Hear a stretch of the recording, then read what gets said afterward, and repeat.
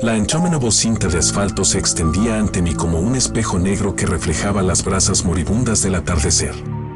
Eran las 7:43 de la tarde, el reloj del tablero era un crudo recordatorio de las horas solitarias que me esperaban. Me llamo Hank y he sido camionero durante 15 años, recorriendo este país como un nómada inquieto. Pero esa noche, la comodidad habitual de la carretera abierta fue reemplazada por una inquietud persistente. La radio CB, mi única compañera en estos largos recorridos, chisporroteaba con estática, un siseo constante que me irritaba. Luego, una voz, débil y distorsionada, rompió la estática. «Oye, Red. ¿Ves lo que yo veo?» Red. Ese era mi antiguo apodo antes de cambiar a Grizzly. Agarré el micrófono, un sudor frío formándose en mis palmas. «¿Quién es ese?», grazné, con la voz ronca por la falta de uso. Otro crujido, luego un susurro escalofriante. «¿Sabes quién es, Red?» «Todos lo vemos». El pánico me agarró por la garganta. No era una conversación normal por radio. Camioneros intercambiando saludos, quejándose de los retrasos en el tráfico o compartiendo actualizaciones del tiempo, eso era lo normal para mí. Esto era inquietante, un vistazo a una conversación que no se suponía que debía escuchar. Encendí la radio y apagué las voces. Pero el silencio que siguió fue peor, la estática ahora era un recordatorio constante de su presencia. Agarré con más fuerza el volante mientras intentaba concentrarme en la carretera que tenía por delante, con un nudo de miedo retorciéndose en mi estómago. Durante las siguientes horas, la estática bailó al borde de la cordura, puntuada por susurros ocasionales y voces apagadas. Cada crujido sonaba como una acusación, un escalofriante recordatorio de un pasado que intentaba enterrar desesperadamente. Entonces, una voz, clara y distinta, atravesó la estática y me provocó una sacudida. «Rojo, no puedes correr eternamente. Se acerca la salida 17. Tómala». ¿La salida 17? Mi corazón martillaba contra mis costillas. Esa salida, una rampa de salida desierta que conducía a un pueblo fantasma olvidado, era una ruta que no había usado en años. Era un lugar que evitaba deliberadamente, un lugar embrujado por un recuerdo del que nunca podría escapar. La presión en la cabina parecía aumentar, el aire se densabea con anticipación. Las voces en la CB se hicieron más fuertes, un coro de acusaciones ahogando mis pensamientos acelerados. «Es hora de enfrentar lo que hiciste, Red. No puedes esconderte de la verdad». Mi agarre en el volante se puso blanco. No la salida 17. Cualquier cosa menos eso. Pisé a fondo el acelerador, llevando la camioneta al límite, el motor rugió en protesta. Necesitaba salir del alcance, fuera del alcance de estas voces y lo que fuera que representaran. Los siguientes kilómetros fueron una confusión de adrenalina y miedo. La radio CB gritaba con estática, una cacofonía de voces que amenazaban con destrozar mi cordura. De repente, el familiar cartel azul con el número blanco 17 apareció a la vista. Mi pie se cernía sobre el pedal del freno. «Hazlo», gritaba una parte de mí. «Silencia las voces, enfréntate a los demonios». Pero otra parte, más primaria, me instaba a huir. Giré la camioneta, evitando por poco la rampa de salida, y seguí avanzando a toda velocidad por la autopista. Las voces en la radio CB se apagaron hasta convertirse en un siseo bajo, derrotadas pero no desaparecidas. El alivio me invadió, una ola tan potente que casi me hizo sentir mareado. ¿Había escapado de sus garras? La noche avanzaba, la tensión se aliviaba lentamente con cada kilómetro. A medida que los primeros rayos del amanecer pintaban el cielo, una sensación de agotamiento se apoderó de mí. Finalmente, me detuve en una parada de camiones familiar a las afueras de Denver. Salí de la cabina, estiré mis músculos doloridos, el aire fresco de la mañana fue un cambio bienvenido del aire viciado de la camioneta. Pero el recuerdo de la noche, las acusaciones en la radio CB, persistían. Encontré un rincón tranquilo en el restaurante, bebiendo una taza de café tan fuerte como mis nervios. Esto no era solo un evento aleatorio. Las voces me conocían. Sabían lo de la salida 17. La salida 17 era donde había ocurrido el accidente, la razón por la que cambié mi apodo de Red a Grizzly, la razón por la que evitaba ese tramo de la carretera como si fuera la peste. Fue un atropello con fuga, un chico en una bicicleta, un grito ahogado por el rugido del motor. El pánico me carcomía. Tal vez las voces en la radio no fueran solo un producto de mi torturada imaginación. Tal vez fueran una manifestación de mi culpa, un recordatorio de que el pasado tiene una forma de alcanzarnos. El resto del día fue una confusión de sueño inquieto y llamadas telefónicas nerviosas. No podía sacarme de la cabeza el incidente de la salida 17. La voz en la radio que decía ver lo que yo veo me provocó escalofríos en la columna vertebral. ¿Se referían al accidente en sí, a la culpa persistente que cargaba? Intenté llamar a mi antiguo compañero, el que había estado conmigo esa noche. Su número había estado desconectado hacía tiempo, otra víctima de la crisis. Desesperado por obtener respuestas, me comuniqué con un periodista local que se especializaba en misterios sin resolver. Explicarle el incidente de la CB y mi conexión con la salida 17 fue como quitarse una costra. Ella escuchó pacientemente, su voz era un faro de calma en medio de la tormenta de mis ansiedades. Prometió investigar el accidente, ver si había alguna anomalía reportada, si había otros conductores de camiones que pudieran haber presenciado algo, cualquier cosa. Los días que siguieron fueron una espera agonizante. Las voces en la radio permanecieron en silencio, pero la ausencia no era reconfortante. Parecía la calma antes de otra tormenta. Finalmente, la reportera llamó.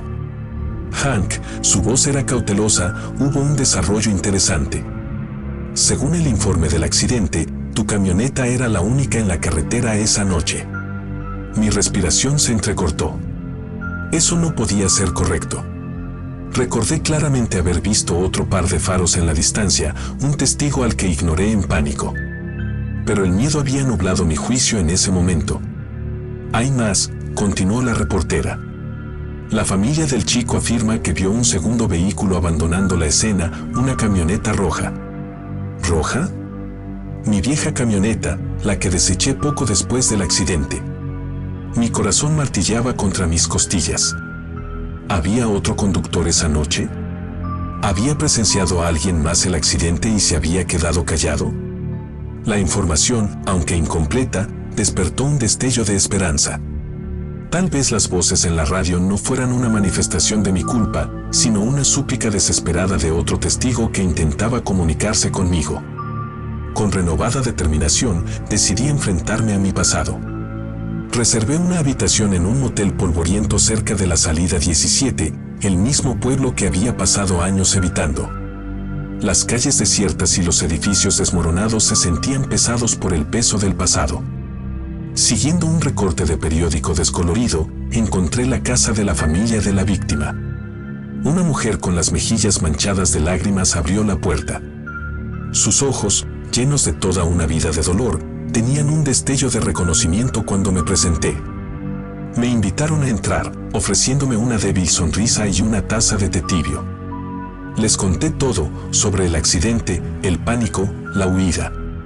Las lágrimas corrieron por mi rostro mientras confesaba mi culpa, la carga que había llevado sobre mis hombros durante tanto tiempo. La mujer, la madre de la víctima, me sorprendió. No gritó ni se puso a gritar. En cambio, puso una mano curtida sobre la mía. Sabíamos que no era solo tú, dijo con la voz ronca por la emoción. Mi hijo mencionó haber visto otra camioneta esa noche. La esperanza floreció en mi pecho. No era solo mi imaginación, entonces. Había otro conductor. Las semanas que siguieron fueron un torbellino de investigación y agitación emocional. Con la ayuda del periodista y la familia de la víctima, juntamos información. Un mecánico local recordaba haber trabajado en una camioneta roja con el parachoques abollado en la época del accidente. Había rumores de un conductor imprudente, alguien que frecuentaba las polvorientas carreteras secundarias de la salida 17. Pero el rastro se perdió. El sospechoso, un vagabundo con un pasado accidentado, se había desvanecido en el aire. El caso seguía sin resolverse, pero una sensación de cierre me invadió. Saber que había otro conductor, que mi culpa no era la única carga, me trajo una medida de paz que no había experimentado en años. Nunca volví a escuchar las voces de la radio. Tal vez eran una manifestación de mi culpa, que se desvanecieron cuando comencé a enfrentarme a la verdad. Tal vez eran una llamada del misterioso conductor, su forma de instarme a confesar lo que había hecho. Sea como fuere, la experiencia me cambió. Seguí conduciendo, pero la carretera ya no se sentía como un escape solitario. Se convirtió en un recordatorio de mi pasado, una responsabilidad de usar mis experiencias para ayudar a otros. Ahora, cada vez que un camionero joven se une a mi empresa, comparto mi historia. Les cuento sobre el accidente, las voces de la radio y la importancia de mantenerse responsable. Y a veces, bajo la vasta extensión del cielo nocturno, una luz trasera roja solitaria en una carretera lejana me provoca un escalofrío en la columna vertebral. Un recordatorio de una noche que fue mucho más que un simple mal funcionamiento de la radio CB. Un recordatorio de que el pasado puede perseguirte por la carretera, disfrazado de estática y susurros, instándote a enfrentarte a tus demonios. Pero incluso en los tramos más solitarios de la carretera, a veces la verdad, por inquietante que sea, puede ser la clave para liberarse de las cadenas de la culpa y el miedo. Una noche, años después, estaba estacionado en una parada de camiones en Wyoming, bebiendo café tibio y recordando el pasado. Un joven camionero, que apenas había salido de la adolescencia, se deslizó en la cabina frente a mí. Su nombre era Mark, y sus ojos reflejaban la misma excitación nerviosa que recordaba de mis propios años de novato. Se lanzó a las preguntas habituales de los novatos, las mejores rutas, las joyas ocultas en la carretera, la tradición de los camioneros. Mientras hablaba, una inquietud familiar se instaló en mi estómago. Mencionó un tramo de la autopista famoso por las voces fantasmales en la radio CB. Mi corazón latía con fuerza. Ahora comencemos la historia número 2. Pero antes de comenzar a leer, asegúrese de estar suscrito a mi canal para ver historias de terror regulares.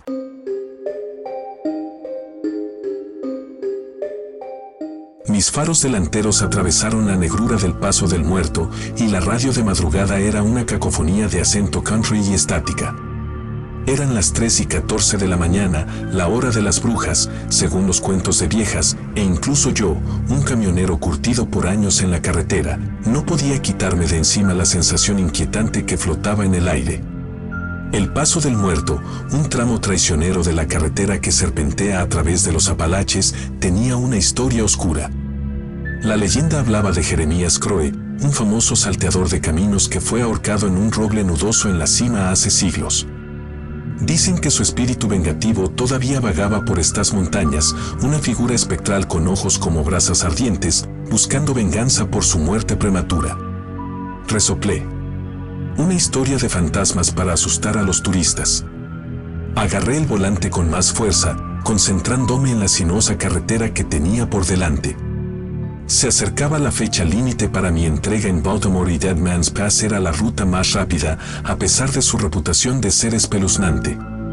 Justo cuando llegué a la cima, una espesa niebla se apoderó de la carretera en un abrazo algodonoso. La visibilidad se redujo a casi cero. Encendí las luces antiniebla, sus haces atravesaron la neblina blanca durante una pequeña distancia. La radio chisporroteó y luego se apagó con un último silbido. Genial, simplemente genial. El motor chisporroteó y tosió, perdiendo potencia. El pánico se apoderó de mi pecho. No era momento para problemas con el motor. Luché para apartar el vehículo a un lado, los frenos de aire silbaron en protesta. La frustración me carcomía. Agarré mi linterna y la caja de herramientas y salí al aire helado de la noche. La niebla se arremolinaba a mi alrededor, amortiguando el sonido distante de un búho triste. El haz de luz de mi linterna bailaba sobre las ramas retorcidas de los árboles circundantes, sus siluetas esqueléticas se sumaban a la atmósfera inquietante.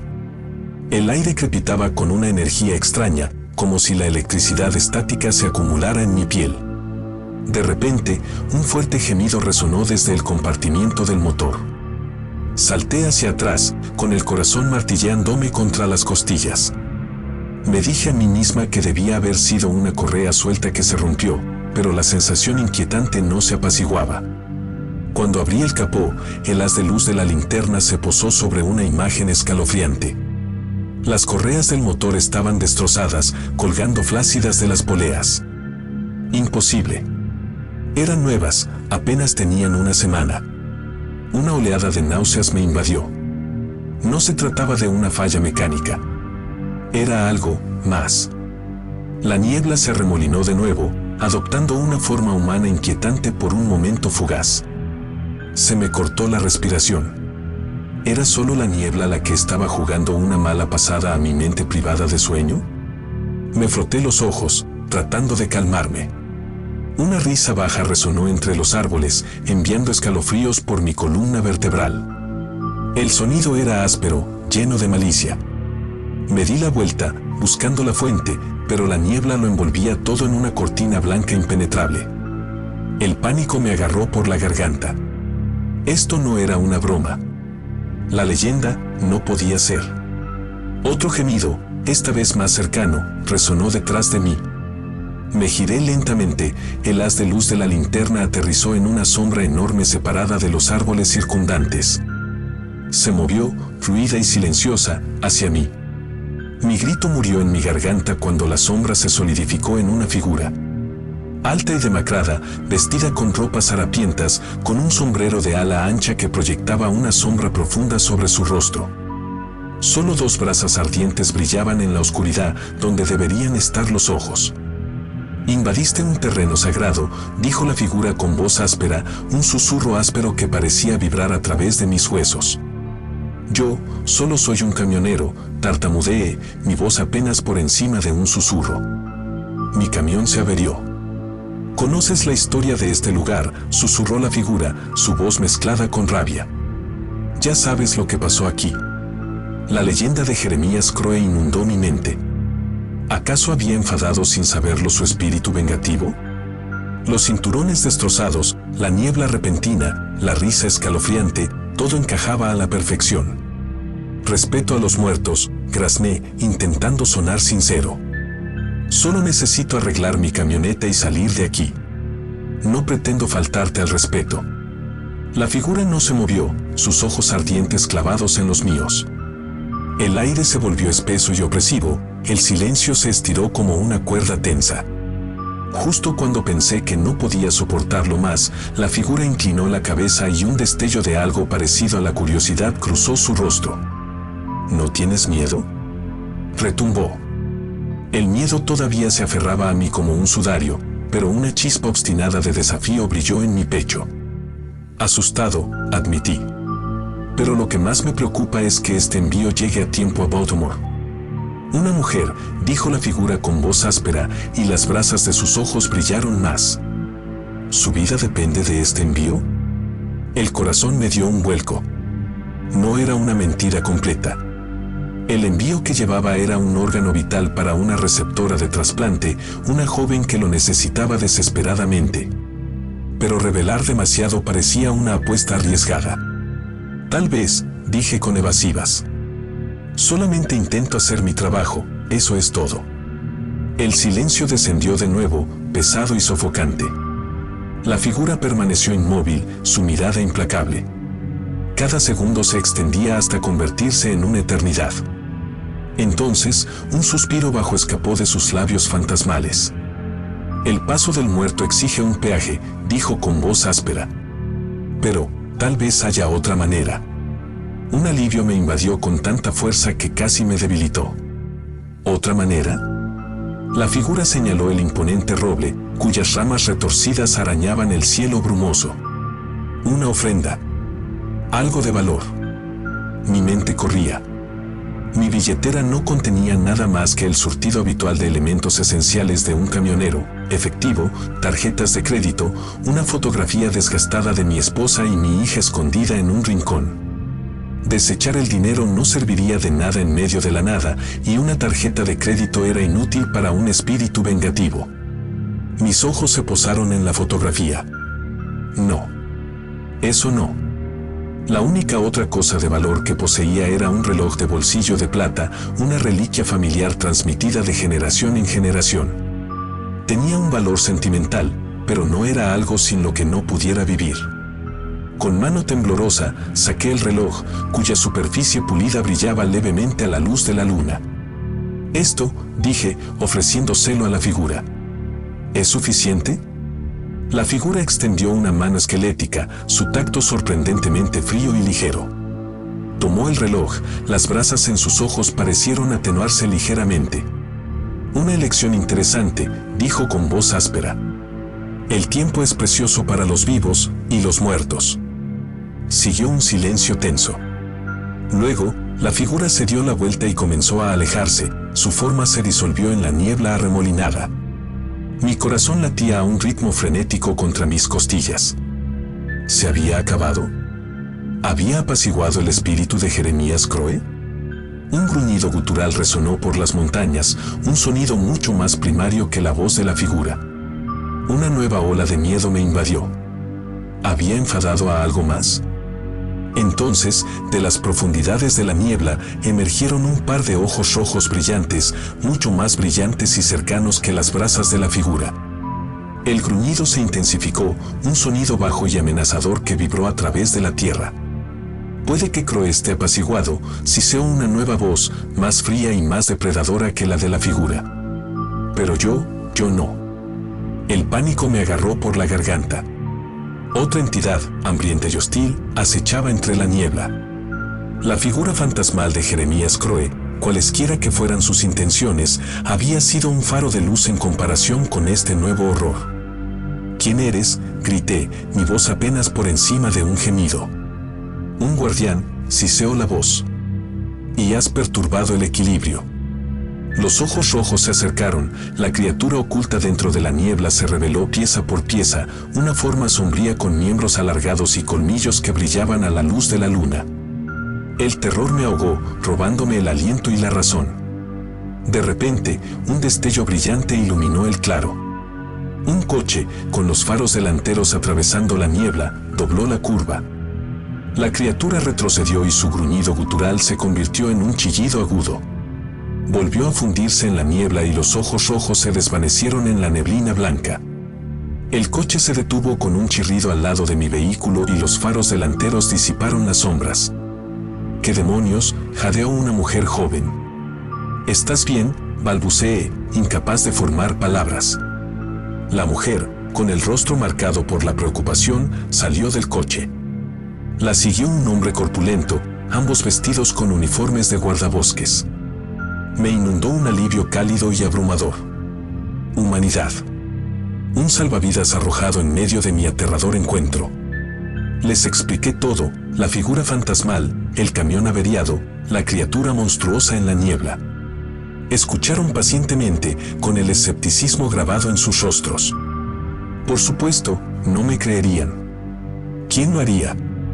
Pero no me despidieron de plano. El guardabosques revisó la camioneta y encontró que las correas estaban inexplicablemente reparadas. Se comunicaron con una grúa y un mecánico y me aseguraron que la ayuda estaba en camino. Mientras la grúa sacaba mi vehículo del paso del hombre muerto, eché un vistazo a la cima. La niebla había comenzado a levantarse y dejaba al descubierto el roble retorcido que permanecía inmóvil en silencio allí.